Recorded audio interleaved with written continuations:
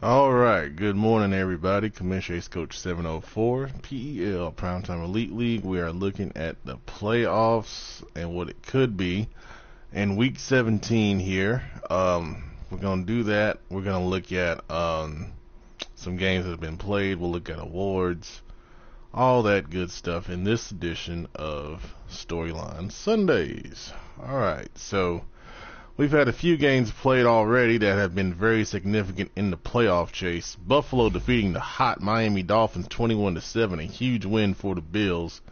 As you can see, we always look at the turnover battle. 4 for Miami, 0 for the Bills. Tells the story right there.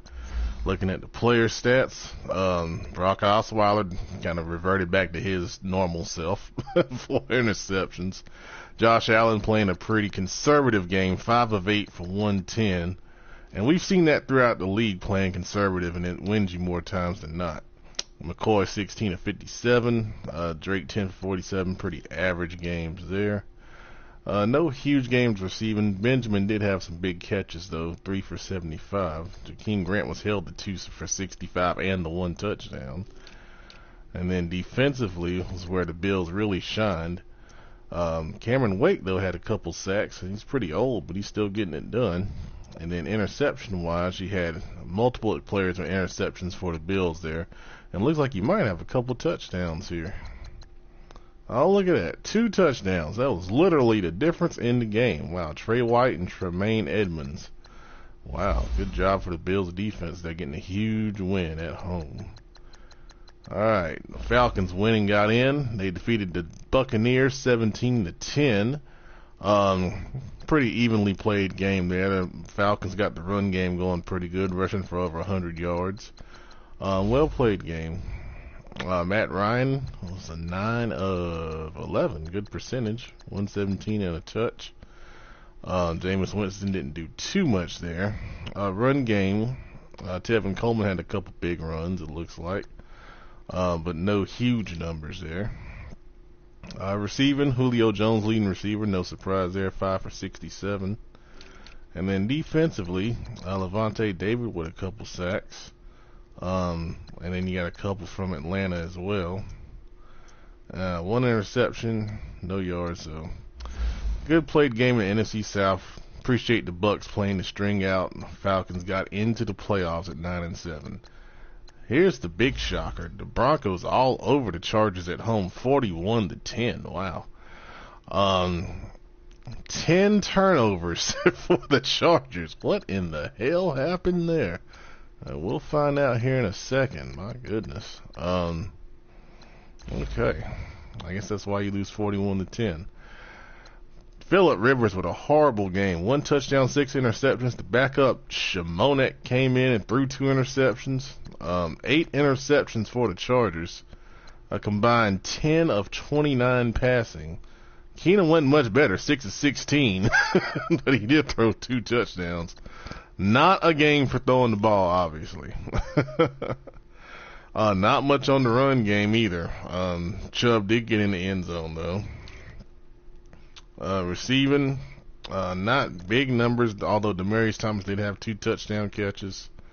Not huge receiving numbers. And then defensively is where we're going to get our stats. Any sacks? We only had 1 sack with all those interceptions by Melvin Ingram. And then interception-wise, all right, Brandon Marshall with 3. Chris Harris with 3. What in the hell? 2 players with 3 interceptions each. You never see that. My goodness. Maybe Marshall scored a touchdown. Yes, he did. All right, so Marshall with a TD and Simmons with a TD. So 2 defensive touchdowns for the Broncos off of 8 interceptions. And I guess there were 2 fumbles as well. Yep, Simmons and Chubb. So, my goodness, that Bronco defense, that was crazy. That's an impressive job, though. They've been hot. And then another one, the Cardinals defeating the undefeated Seahawks 35-28 on the road. And the Cardinals had nothing to play for here. And you see a hot first half. They got up 28-14 in the first and were able to hold on. And even though Seattle dominated the yardage perspective on both running and passing, 3 turnovers to 1, you can tell is the difference there. When you look at the stats, Russell Wilson did throw for a lot, almost 300 yards, 3 touchdowns, but 2 interceptions. And then Josh Rosen had a good game himself, 9 of 12 for 220 and 2 touchdowns. Running the ball, David Johnson, 9 for 77, 2 touches. Penny still played. You know, he said he was going to rest. 8 for 43, and then McKissick went 12 for 56. Receiving wise, some big games here. David Johnson, 4 for 102 from the running back position. Wow, and a touchdown. Tyler Lockett, 3 for 140 and a touch. So obviously there's some big plays there. And then there's Fitzgerald for 69 and a touch. So, big plays down the field for everyone, it seems like. And then defensively, I have a game. Deion Buchanan had 3 sacks, all the sacks in the game. And then interception-wise, there's a couple from Bynes and Howard for the Cardinals, and then Wagner also had one. And then Howard scored. He's a rookie from App State. Oh, nice. A.J. Howard, he got a touchdown. Okay. All right, so Cardinals knocking off the undefeated Seahawks, and I'm telling y'all, if you don't believe in the Madden gods, you start believing. So what does all that mean? All right, let's take a look at the standings. NFC is pretty much wrapped up, so we're going to go through that first because that won't take that much time. All right, so the top 6 are your playoff teams right there. Seahawks are the 1 seed. Panthers are the 2 seed. The Panthers will get a force over the Saints. Doesn't really matter, but the Panthers are the 2 seed. And now the 3 seed is going to be interesting because you've got it between the Vikings and the Redskins. So we'll need to see who's the Vikings and the Redskins play to settle who the 3 and the 4 seed are. The 5 seed and the 6 seed between the Eagles and the Falcons kind of depends on what the Eagles do in their game against, I don't remember who they play, but we'll take a look here. So we're taking a look at the Vikings, Redskins, and Eagles games. So the Falcons will be the 5 or the 6, so will the Eagles. And then the Vikings will be the 3 and the 4. The top 2 seeds are clinched right there in the Seahawks and the Panthers. They'll have byes at next advance. So let's take a look at those guys' schedules and see what we got to look at here. Actually, I'll just use the league schedule. Alright, so we've got the Vikings are playing the Bears. Alright, Bears don't have much to play for, but they can kind of spoil the seeding a little bit for the Vikings. Not that it makes much of a difference. And then you've got the Redskins playing, there you go, the Eagles. Alright, so that'll settle, that game, the Eagles-Redskins game will settle both, well, it could settle both seeds depending on when the game is played. So if the Eagles lose, they will go to the 6th seed and the Falcons will be the 5. If the Eagles win, they'll be the 5 and then the Falcons will be the 6. So if the Redskins, obviously if they win, they'll have a chance to be the 3 seed. If they lose, the Vikings will most likely be the 3 seed. So and that really only depends on matchups in the first round. So the Redskins and Eagles hypothetically could play again next round. And then the Falcons would possibly play the Vikings, or it can be switched. So you can either have the Eagles playing the Vikings or the Redskins, and the Falcons could be playing the Vikings or the Redskins. So if you're either one of those teams, those are the matchups you'd be looking at first round. Just keep that in mind. Alright, AFC is going to be a pain because we still have a lot to settle through. Still, alright. As you can see why. The Titans at 13-2, Texans at 13-2. One of those teams will be a wild card. We know that because they're from the same division. Okay? The Dolphins losing takes them out of consideration probably for a bye at 13-3. And here's why. So whoever wins, let's hold off on that. So we know the Dolphins are 13-3. The Ravens are 12-3. Chargers 11-5, and then now you got the wild cards. All right, let's do the top of this thing first because this is a complete cluster mess. The Titans and Texans at 13-2. One of them will get a bye. It depends on who is the division winner. We need to look at their head-to-head because they're even in so many other categories. So let's just look at that first.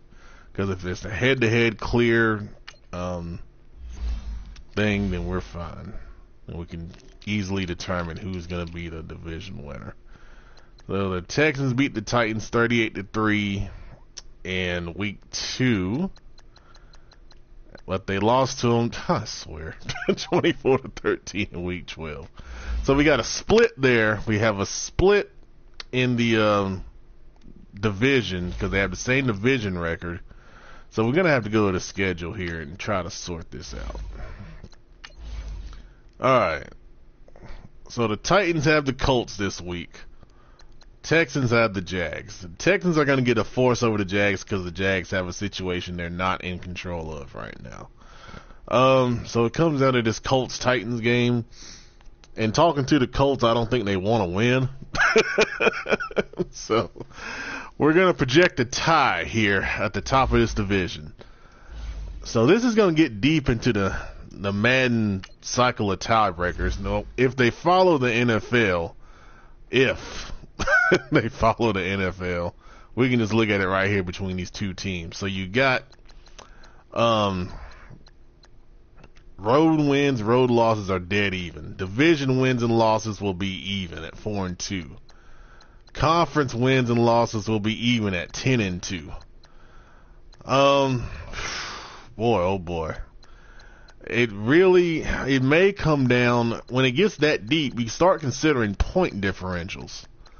And then you start looking at point differentials, depending on the sim, and then depending on the score of the game, it could affect it because it's that close. Because you got 367 to 249, and that is about a 118 difference, and then 358 to 183 is I think the Texans may have a bigger point differential, so they may win on that if Madden considers it.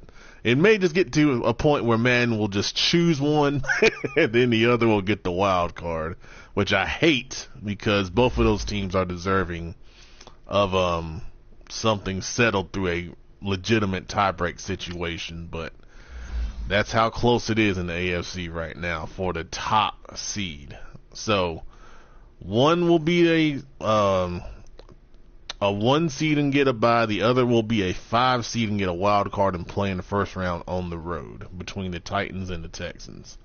Now, the second seed comes down between the Dolphins and the Ravens. We know the Dolphins lost to the Bills 13-3. If they would have won, that would have cinched them the number 2 seed and a bye. Now it's on the Ravens at 12-3. If the Ravens lose, we have to look and see if they've played the Dolphins this year. Then that would come, because they're in different divisions, it comes down to the AFC record. They would have matching AFC conference records. So if they didn't play head-to-head, it gets back down to another deeper tiebreaker, and then it's really up to Madden at that point because we don't know the logic that Madden follows in those tiebreak situations. Alright, so the Ravens are going to have a big game here against the Browns. And that game means something to the Browns also. And we'll get to that in just a second. But we need to see if the Ravens and the Dolphins have played this year. I don't think they have, but we're going to look anyway. Alright, so a real quick look. And the Ravens and Dolphins have not played this year. Alright, so then it's going to come down to tiebreakers if the Ravens are able to beat the Browns. Now, if the Ravens lose, we know the Dolphins will get the 2 seed out of the AFC. Alright, let's jump back to the AFC. Alright, so now, here's what we're looking at. Titans, Texans, one of them will be the 1, the other will be the 5. Dolphins are locked in as the 3 seed if the Ravens lose, possibly. This is crazy, man. If the Ravens lose, the Dolphins will be the 2, and then the Ravens become the 3 seed. All right. We know that for sure. If the Ravens win, it goes into Madden's hands between the Dolphins and the Ravens for who the 2 seed is. We know the Chargers are the 4 seed. They lost to the Broncos. They're 11-5. They are the 4 seed. They will host a wild card game at home next week against the 5 seed, which is either the Texans or the Titans or the Texans. All right. So we know that. One of these teams will be the 1. The other one will play the Chargers in the first round. Dolphins and Ravens, either one of them will be the 2 seed. Ravens lose, Dolphins are the 2 seed. So if you're the Dolphins, you're pulling for the Browns in their game against the Ravens. Ravens win, it's in Madden's hands for the 2 seed. And whoever didn't get the 2 seed will be the 3 seed and host a wild card game next week against any number of these teams right here. We know the Jags are out of it. They're going to get a forced loss. It's out of their hands. They have a different situation. All right. Bills won, Broncos won, both 10-6. In the tiebreaker situation, we have to look at that. Browns still in it at 9-6. Remember when we did this before, we talked about the Browns wanting a 3-way tie for that final wild card spot because of conference record. If they win, they get the 3-way tie because they would lose out head-to-head on the Broncos. But with the Bills winning, that gives them a scenario for a shot to possibly get into the playoffs here. Now, Jags are out of it. We're not even going to look at them. All right. These 3 teams, Bills, Broncos, and Browns. AFC conference record is the big thing you're going to look at here. 7-5 for the Bills, 7-5 for the Broncos, 7-4 for the Browns. If the Browns win this game, per tiebreakers, they should get in the playoffs because they have a better conference record than the Broncos and the Bills. So if you're the Bills and the Broncos, you want the Browns to lose. Cleveland, you win and get in. It's not going to be easy because you got to play the Ravens, who have a lot to play for in their own rights. Okay? Now, assuming Cleveland loses, Broncos and Bills, it's on you. We need to see if they've played this season. And we're going to check right now.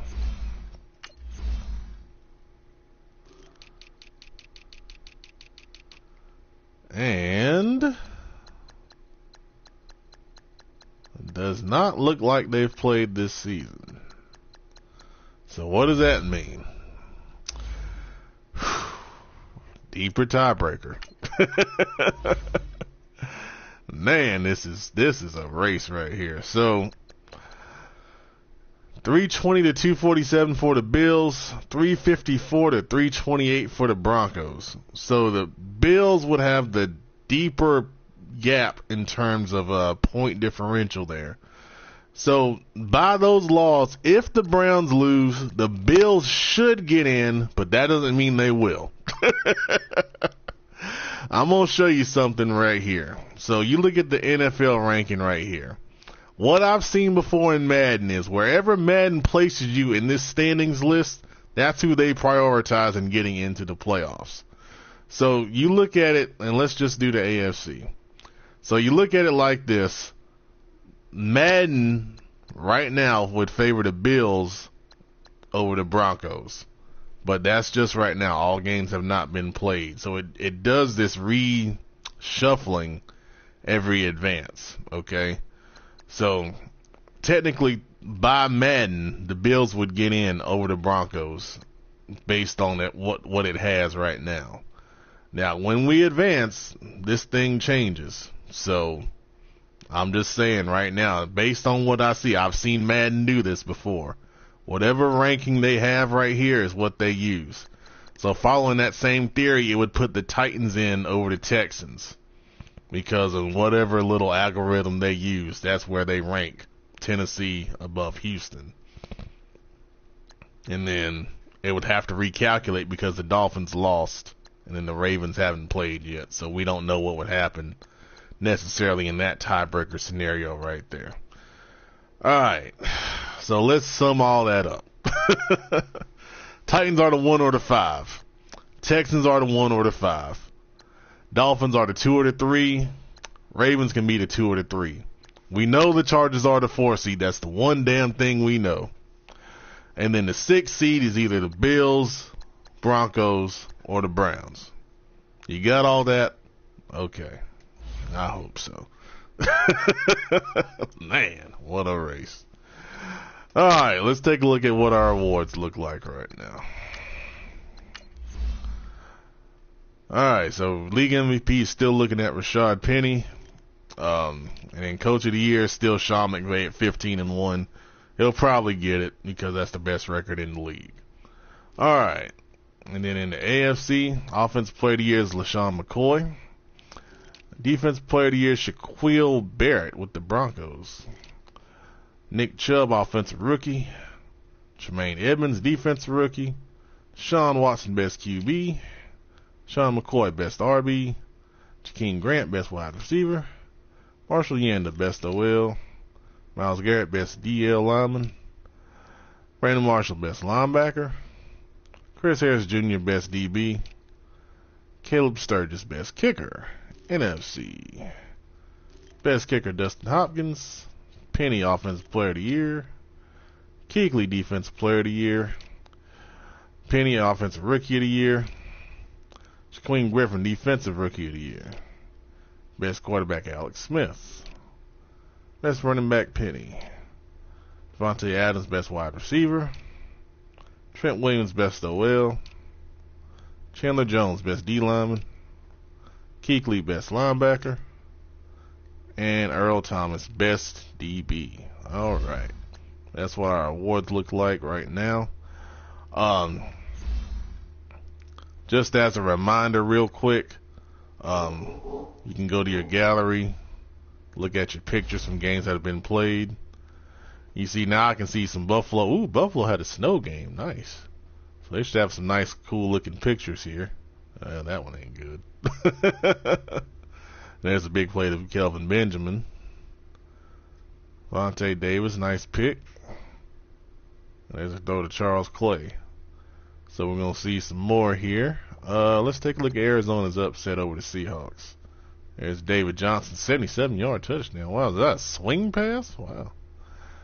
There's a sack on Russell Wilson. Remember, Buchanan had 3 sacks in that game. There's Fitz's touchdown, 69 yards, like he's going over the middle there. There's Jamar Taylor recovering a fumble that you don't see the ball in. David Johnson running for a 4-yard touchdown. And pretty cool stuff right there. Let's see who else won this week. Alright, Atlanta won over Tampa Bay. There's Ridley for a touchdown. The sack on Jameis. I think it's McKinley. He wrote an article on him. So throw to Sanu. Tight coverage. Another sack on Winston. That's Vic Beasley making the play. And Coleman running for 34 yards. And then there's an Atlanta victory. And I think that's from all the games that have been played so far. So make sure you check those out and use those pictures in your articles, man. It's some cool looking stuff. Alright, so when we get into the playoffs, it's 24-hour advances. I'll say that now, but I also post that because we have a lot of people ready to get to the off season, and we don't have as many games being played, so make sure you schedule those things accordingly. And I think that's really about it for now.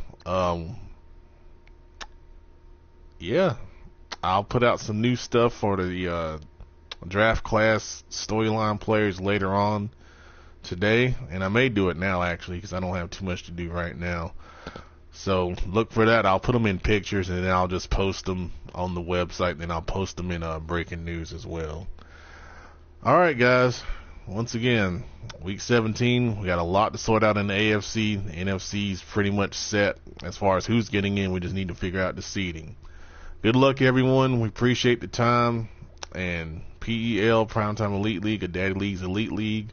We'll have a lot more coming up. Thanks a lot. Have a good Sunday.